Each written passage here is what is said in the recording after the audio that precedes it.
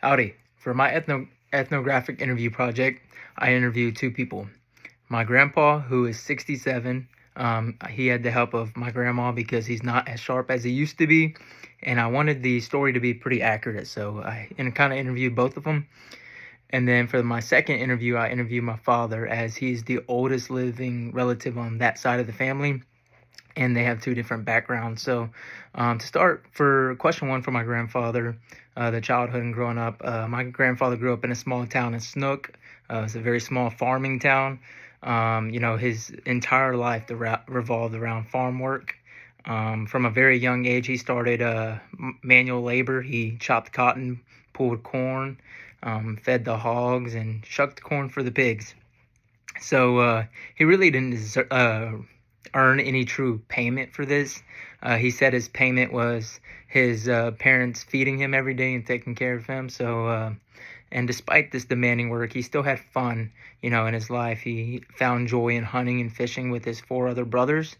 So his childhood was quite simple, but very extremely hardworking. So for question two, family expectations, his father expected him to work on the farm each day. His father expected him, after he finished high school, to go straight to work. His parents envisioned a simple future, get a job, make money, and start a family. There was no pressure to go to college and get educated and stuff like that. Responsibility and work came first. So question three, transition from adolescence to adulthood. So to kind of start off, my grandfather briefly attended Texas A&M for 2 to 3 semesters. However, he was alive during the Vietnam draft and that conflict. And, there was a heavy pressure to make a serious decision due to that draft. And he was kind of next to be drafted. So he joined the Army Reserves. And at the same time, there was a pressure from society and his parents to get married. So he got married during that time. And he described that moment in his life as being forced to grow up fast and make immediate decisions. So some significant life events. He said, as I said, one of the most significant moments in my grandfather's life was during the Vietnam conflict, where he joined the Army Reserves. And around that time, he got married.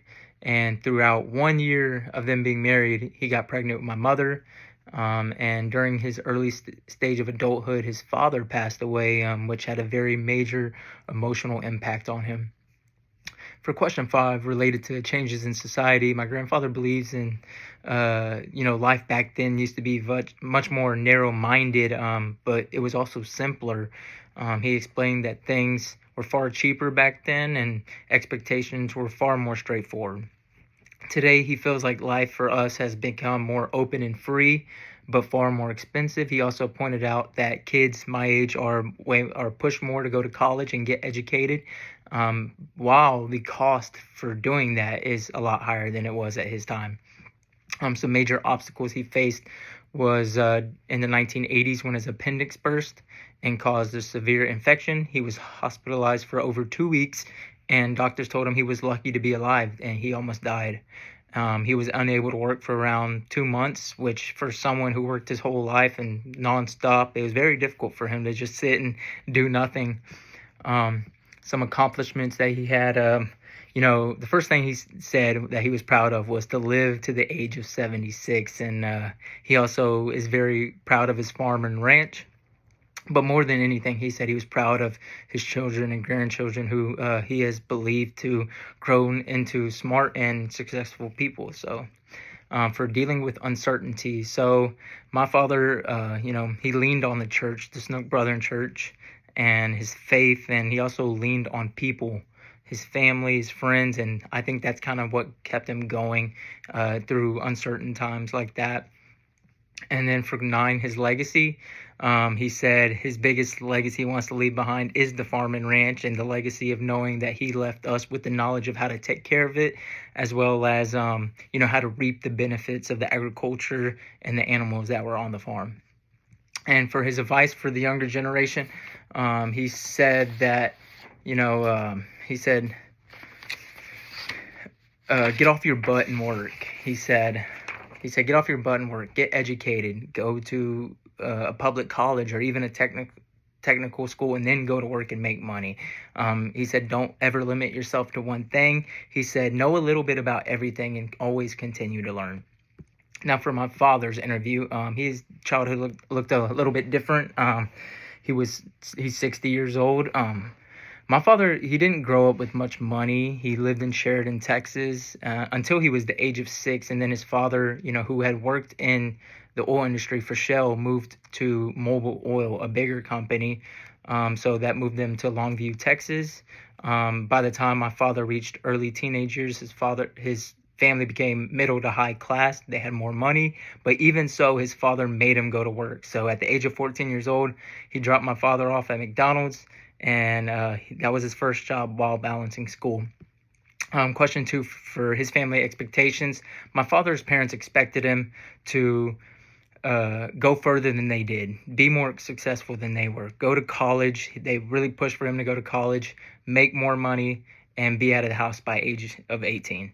He was expected to grow up fast and become independent.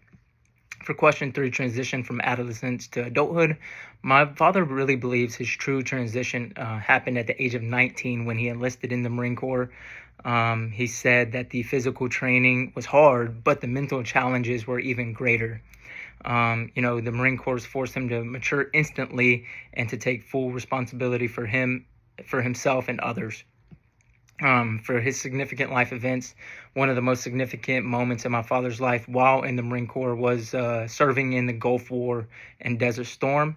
At only the age of 23, he held the rank of Corporal E4 and was responsible for leading 8 men into combat. He told me how heavy that responsibility felt, knowing that those men's lives were in his hands. For the question related to changes in society, my father believes that the discipline in children today have become much more worse. He strongly feels that technology has negatively affected the younger generations. He said everything is in the palm of their hand. They're less motivated and less focused. They don't have to work as hard, and believes that social media and artificial intelligence are a good and positive things, but also kind of hurt society. When it comes to his major obstacles, after the Marine Corps, my father started a business, and it was successful at first, but later it failed. He went through serious financial struggles, sleepless nights, and the pressure of raising me and my twin sister. But through determination and heavy support from his wife and family, he eventually found stable work and, in the energy industry. For accomplishments, my father is the most proud of becoming a Marine and leading men into combat. He is proud of marrying a successful woman and raising two children who are on their way to being successful, he believes. He also takes great pride in earning military awards such as the Navy Achievement Medal and Combat Action Ribbon, among others.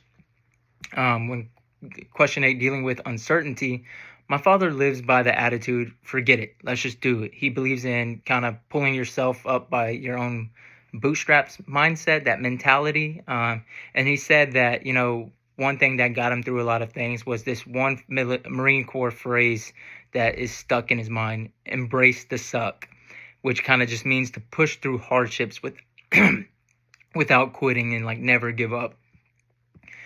Question 9, legacy. So my father hopes that we and future generations can kind of learn from his mistakes instead of repeating them. He wants future generations to push forward through adversity, work hard, and lead with strength and accountability. And for question 10, advice to younger generation. My father encourages young people to stay off their phones. Get off your phone and enjoy the outdoors. Read more. Don't be overly sensitive. And he believes in constant learning, respecting your elders, and be aware of your surroundings and being careful with who you surround yourself with.